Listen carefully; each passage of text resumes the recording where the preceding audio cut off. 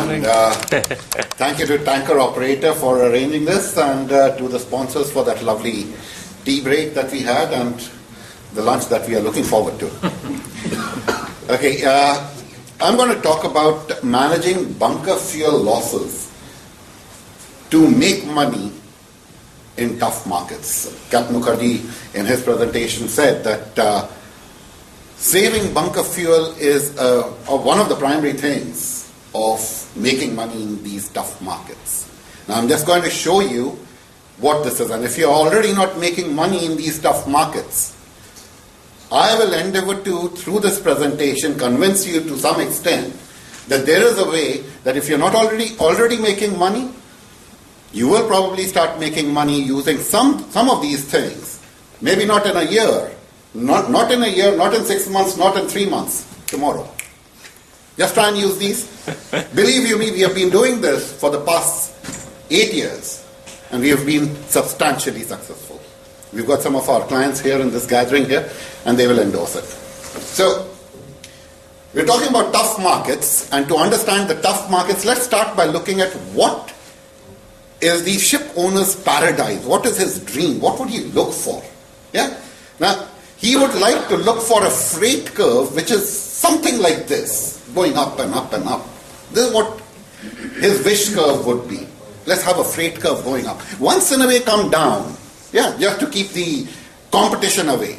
People from other industries don't just pour in. So, yeah, it comes down also. But then again, go back up.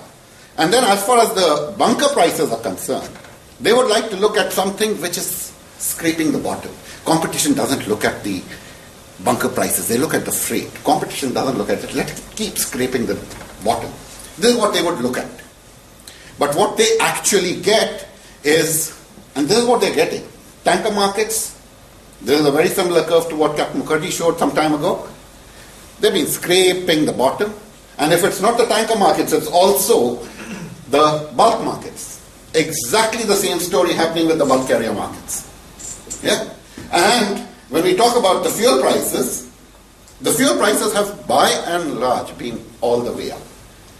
They came down a bit, gave the ship owners a little bit of hope, and then they went back up with a vengeance.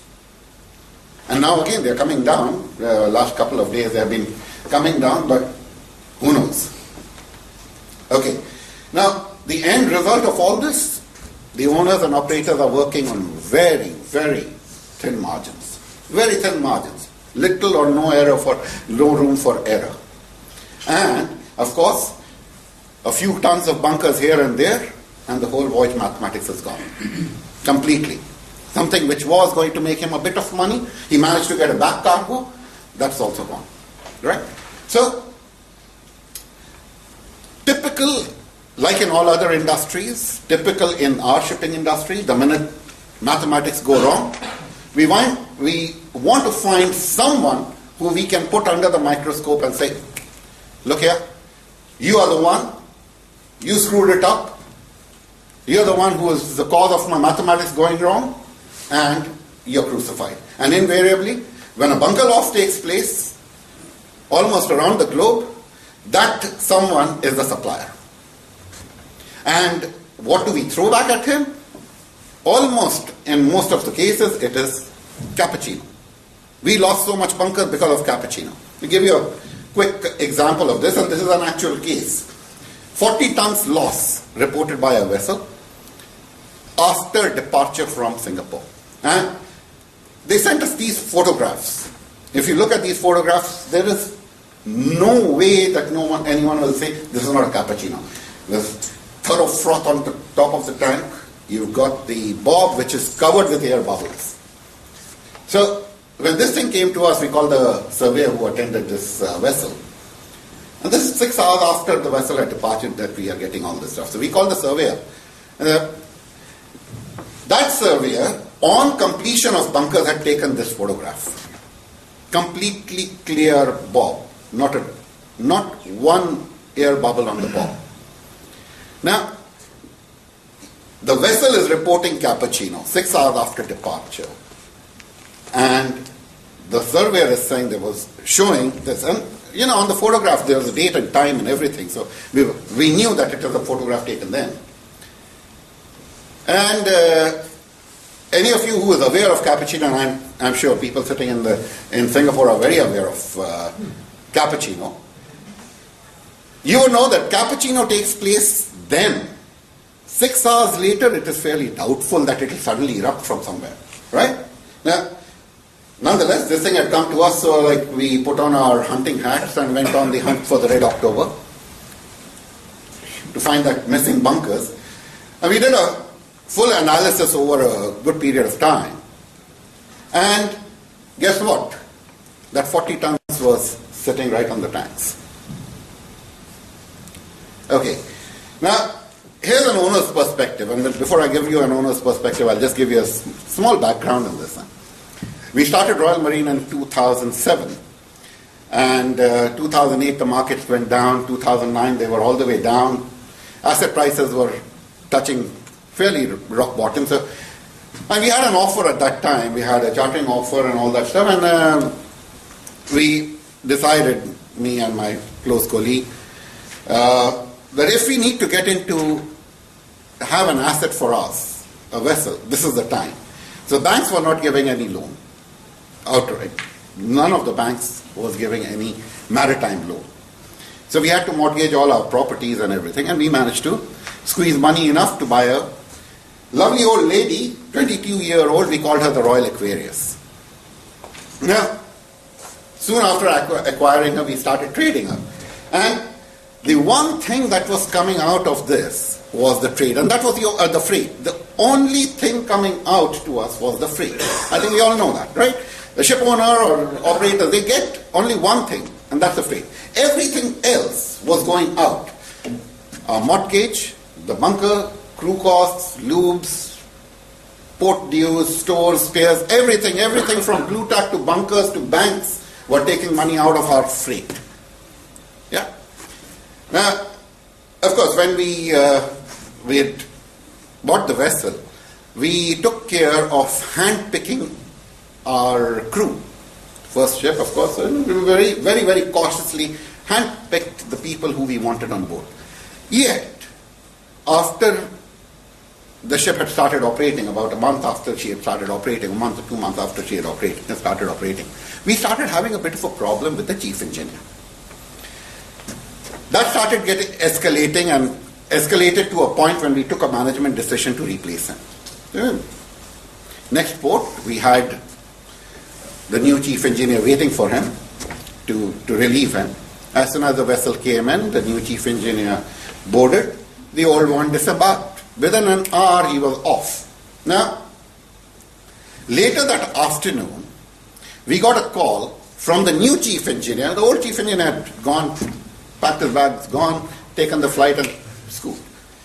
The new chief engineer told us that there was 100 tons bunkers missing. Now, at that time, while we were paying off everything, 100 tons is suddenly missing. Reported through new reports and everything and all that stuff was somewhere close to 500. We had less than 400 on board, actually.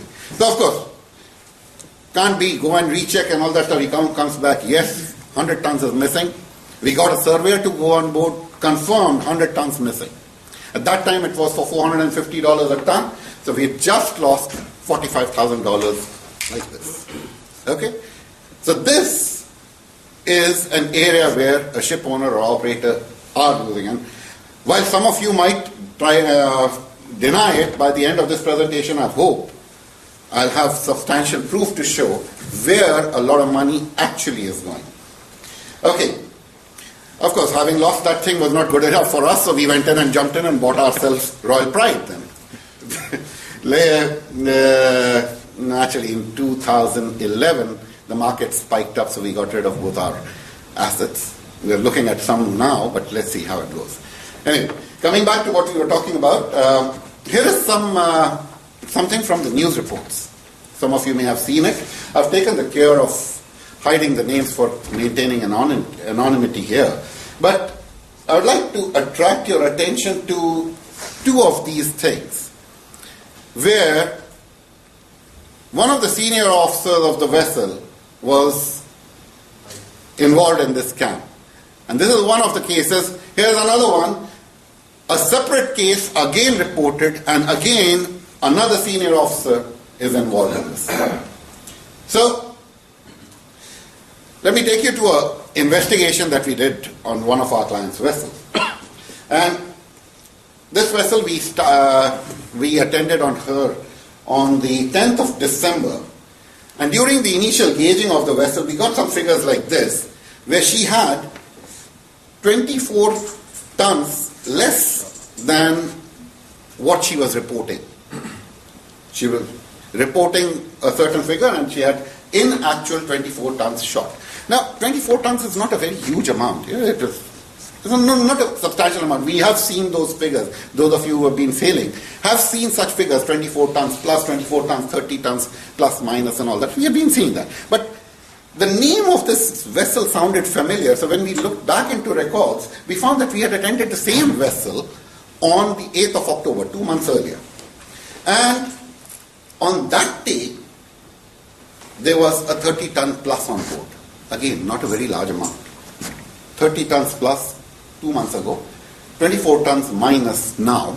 Not a very huge amount, but something we spoke with our client and something was not feeling very right. So we decided, they instructed us, okay, we go and do another spot check on board.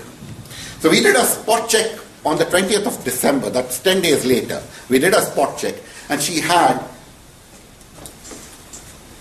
25 tons plus. Now 10 days from 10th of December to 20th of December, she had gained 50 tons, approximately 50 tons. 10 days. The table you see down there is an actual extract from the investigation report. Anyway, we went into an analysis thereafter, and through this analysis we found that the vessel had been steadily reporting a consumption of 23 tons at sea and 3.5 tons in port. We took that analysis a step further because we had the actual figures, departure Singapore, actual figures, arrival Vizag. We had all these 10-day periods. So we took it and started doing an analysis. And when we did that analysis, we found that her actual consumptions were in fact 19.4 and 2.5. That is 3.5 tons at sea. He has been giving excess, showing excess, and 1 ton in port. So now we have what the actual is, what he's been showing, right? So what we did is, again, we moved it one notch up. We had the figures for the 10th of October, 10th of December, and we had the figures for 8th of October. So we went back. We did a check all the way back. Went back and did that analysis, and this time giving her the benefit of doubt, we used that laden voyage figures, 19.4 and 2.5 for our calculations, giving the vessel the benefit of doubt. Surely she would have consumed much lesser in the ballast voyage. But anyway, this is what we found. 63 days, ladies and gentlemen, 63 days, 190 tons went missing. 190 tons in 63 days had actually gone missing. You're talking about, at that time, $612, you're talking about over 116,000 US dollars went missing in 63 days. Where? Anybody's guess. Okay, so what kind of losses are we looking at? I'm going to show you these figures, these tables. They are analysis for very recent ones, July, August and September. I'll expand it a bit for more clarity. Now, what exactly these figures are? Let me go back here. 1 second. This is showing the excess undeclared amount on board. They are declaring a certain amount on their logbooks and their noon reports and all that. But in actual, how much excess bunkers is sitting on board, nobody knows about it except those who need to. Right? So here it is. Some of the figures. Look at this. Now these two figures you're seeing, they were both on the 23rd of July on the same vessel. 2 different grades. Fuel oil and low sulfur fuel oil, same grade. Can someone tell me why does someone have to maintain 238 tons excess on board? Buy a new car. You tell me. Another one here. 110 tons, one vessel. And we've seen these figures very regularly. All these figures which you're seeing here, these are not the number, these are just a few samples. You see, we did what? In the month of August, there were 188 vessels attended. Out of that, these are just a few samples that I have picked up. Yeah? Looking at an analysis, a 6-monthly analysis, here is what the graphs look like. And we are interested in this red line. How does this thing come on? Yeah, there. You know, this red line. This red line, that is a line indicating the undeclared amounts on board. And in the past 6 months, on tankers, we've had close to 1,700 tons excess sitting on board, no one knows about it. Bulk carriers take the cake. They wash it all off. And when we compile all the vessels, including container ships and some other type of vessels that we attend to, 6 months, 4,300 tons excess, nobody knows about it. Over the average price, over the 6 months, that amounts to $2.5 million. Now this is only excess. Fuel saving that we achieved our clients over the past 6 months is close to $4 million. Now this fuel saving is that purple line. You see the top line? That is the fuel saving line. Now that is in addition to the excess bunkers which is sitting in the tanks, the suppliers, they give a discount, right? They make a supply to your vessel. They, as per the contract you're supposed to sign, as per the BDN is supposed to be as per the barge delivered figure, but the vessel has received somewhere a few 10, 15, 20 tons short, and then the suppliers, in order to maintain good relationships with you and further business, they will give you a discount. So that discount inclusive, close to $4 million is a fuel saving that our clients achieved over the last 6 months. And the number of vessels is shown here. If you see these star mark things, that is the average that is the number of vessels in that month that this analysis takes into account. So on an average 150 vessels per month analyzed in this thing, and you're getting a $4 million saving. $2.5 million out of that is excess bunkers which no one knows about. Right? Okay. In the month of September alone, the cumulative saving has been almost $700,000. Now this whole picture is coming out. Not the bigger part of all this saving is out of the bunkers which you didn't know about, which is sitting on board and you never knew about. So here, okay, we managed to save. But what about the bunkers which you've already lost? And this is one area. People, I meet my clients and lots of them are these operators and of course owners and everyone. They all look at, okay, how much is there? How much is the excess? Have you ever tried to see what have you already lost? Now, coming back to what have you lost? Again, what is the logbook showing and what the actual figures is? And now can someone in this room tell me why would a vessel declare more than what he actually has? You've got 450 tons, but you're declaring 500 tons. Why? There has to be some reason. Where has that 50 tons gone? So more daily consumption than actual? I'm sorry? So more daily consumption than actual? More daily consumptions? To show. To show. How would you show more daily consumptions? Than actual. You are showing more daily consumption than if you're showing more daily consumption, then you should have, by declaring, less in the logbook than you have in actual. At the start point you show more. The point is why would you do that? You know? Probably made a mistake in the past. You're talking about mistakes. Okay, let's watch these figures. Yeah. Again, zooming it up. 52 tons mistake? Or are you talking about... Going to time charter, because going to time charter is on... These are vessels which are already on charter. Gentlemen, I'm not talking about vessels on-off hire. Eh?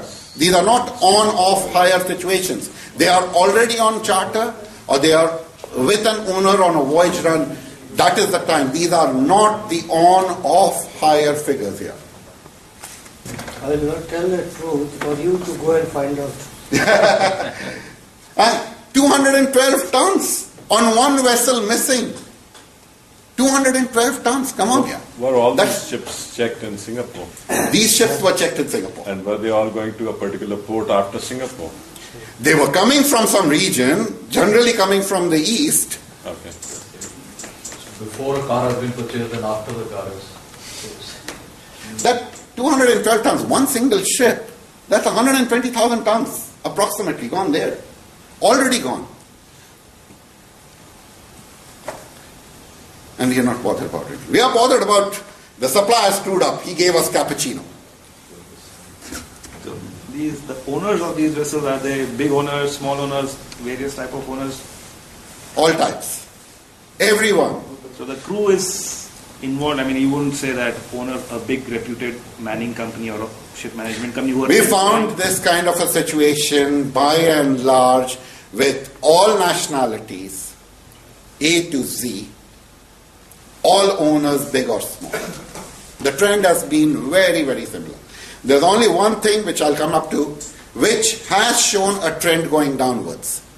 In the last 6 months, I'll come up to that. Anyway, from all this thing, can you tell me how many of us are actually aware of what the true consumption on board is? I doubt we even know. We are going by what the noon figures are showing, what the noon reports are showing. And we bank completely on the noon reports. We take it that, okay, ship has declared this. We are talking about going green here. In order to go green, I think we all will agree, first thing that we need to know is what is the true consumption. Right? If we don't know the true consumption, what are we trying to bring down further?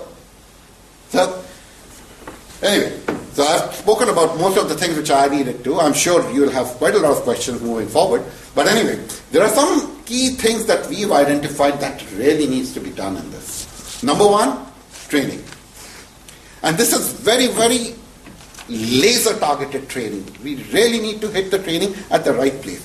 One of those factors is commercial understanding. People have zero, and we have been going on board these vessels for the past 8 years. We've realized the ship staff's commercial awareness is very close to zero, if not zero itself. Number two, of course, I'm not very qualified to talk about this, but the technical aspect of it. Trim, efficiency, heat losses, all those things. I'm sure you people are already looking into it. And then the third one, of course, which the HR division and Captain Arvind would be able to most comment about, is the morals and ethics part of it. So that is as far as the training is concerned. The next very, very, very key factor here is intensive spot checks. And when I talk about intensive, means very, very intensive spot checks. Now, take a look at, we're going back to that graph which I'd shown you earlier. Excuse me. If you see the red line here, when we intensified after discussions with our clients, and we targeted, it's not just that the bunker surveys or bunker delivery surveys and all that stuff. Vessel is coming in or is in such and such place, go check, do a spot check. It doesn't cost too much, but look at this graph. It's dipped down. Starting from May when we intensified that thing, there was a dip down. So there is a way of actually getting results here. Back to this intensive bunker spot checks. And last but not the least is your bunker investigation. Believe you me, none of us, and including our ship staff friends, good old friends on the ship staff, want to get involved in an investigation or do paperwork and answer questions. get hold of people, you look at those figures, you find something fishy, more or less, ask questions. Get someone to do an investigation on it.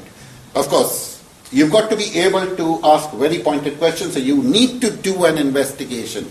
You need to. It doesn't cost much. Probably 2 tons of your bunker fuel price, or 2 or 3 tons of bunker fuel price for an investigation. It's well worth the chance. Do that investigation, you will have a full detailed report, and go and ask those people the question. Once you start asking pointed questions, you will deter the ship staff from indulging in these grey activities. Anyway, when we started Royal Marines, one of our principal goal was, through a proactive approach, to help our clients in increasing their profits by mitigating and bringing down their losses. And I think over the last few years, we've been reasonably successful in achieving that. Anyway, any of you who require any guidance or assistance in this particular regard, our contact details are right there. We'll be very, very glad to assist. At a small fee, of course. Thank you, everyone.